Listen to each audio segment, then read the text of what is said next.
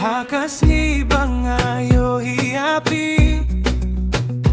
Kadonu jong akas dang ban kende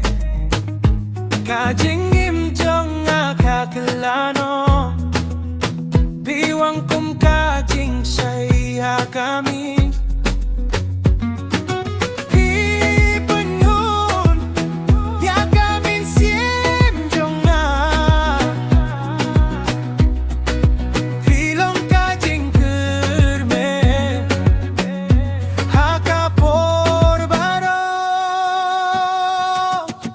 Shem kajing suk happy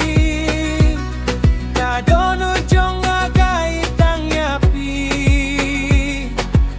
Nga shem kajing suk happy Man kapor nga berkatang yapi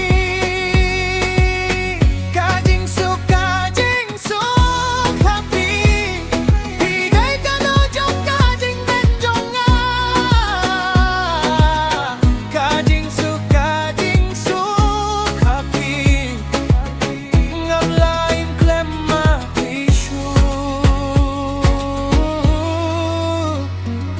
Hikmat jong hingayo hikap neng